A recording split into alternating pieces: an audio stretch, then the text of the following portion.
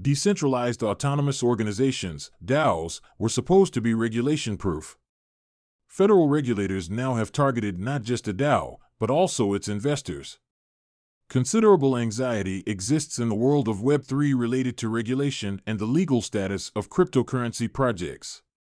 It's particularly apparent in the United States, where the Commodity Futures Trading Commission, CFTC, fueled concerns in September with an announcement that it was imposing a $250,000 fine on a decentralized autonomous organization, DAO, EGLD, and its investors. The fine was particularly ominous, considering DAOs are intended to be regulation-proof.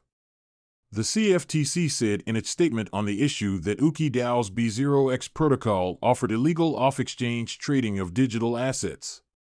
The agency took issue with the fact that the founders, Tom Bain and Kyle Kistner, tried to use the existing B0X protocol within the DAO to put it beyond the reach of regulators. By transferring control to a DAO, B0X's founders touted to B0X community members the operations would be enforcement-proof, the CFTC said. The BZX founders were wrong, however.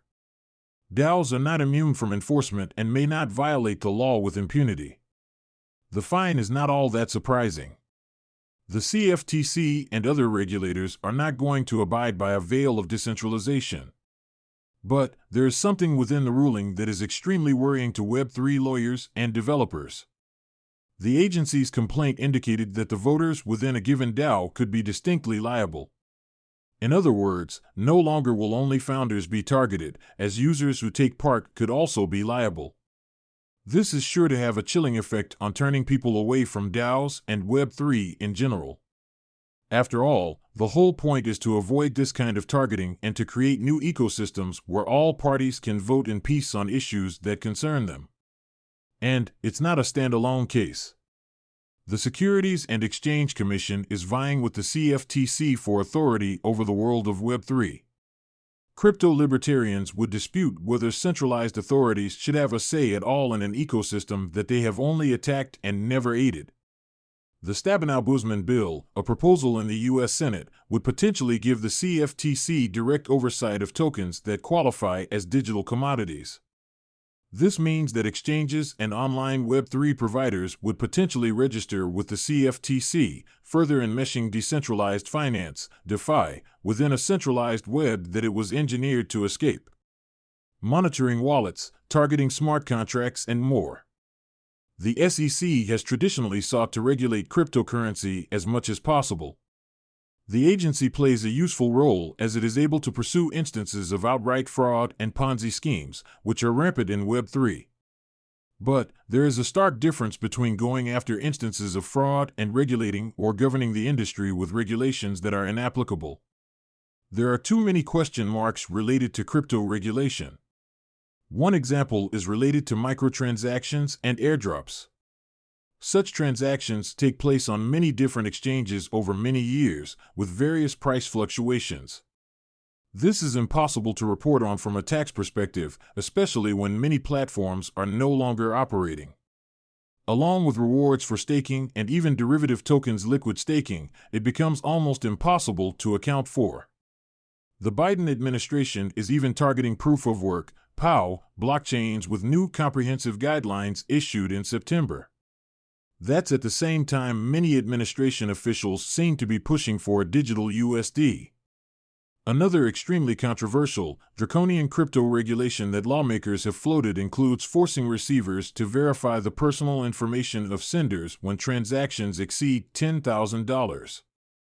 They are also seeking to regulate smart contracts as future contracts. And criminal charges are being introduced for those who develop mixers or privacy coins. Though nobody has really said it, what we seem to be witnessing is a war on crypto cloaked in democratic language. The very pillars upon which distributed ledgers have been built are crumbling if these measures are enforced. More conflict to follow? The conflict between traditional regulators and modern finance seems to be reaching a melting point. Regulations are not adapting to meet the needs and strengths of modern DeFi. As such, there is now a standoff between new Web3 protocols and existing legislation. It is almost impossible to deal with the existing legal system as it is not flexible enough to account for DeFi. Buki DAO is indeed a bad omen for U.S. crypto developers. And it certainly won't be the last one.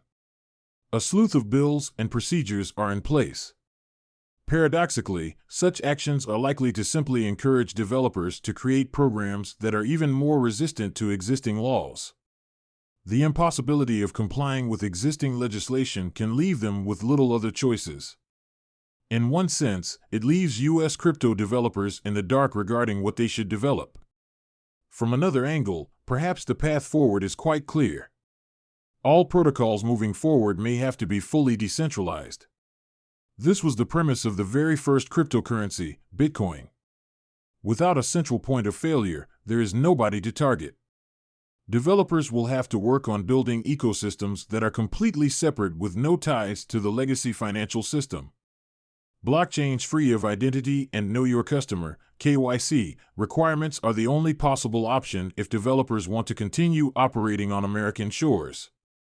That's something they are going to have to recognize sooner rather than later. Masha Presso is the founder of Story VC, an entity that invests in blockchain startups. She co-founded Crypto PR Lab in 2018 and worked as the head of PR and head of events at Polygon between 2021 to 22.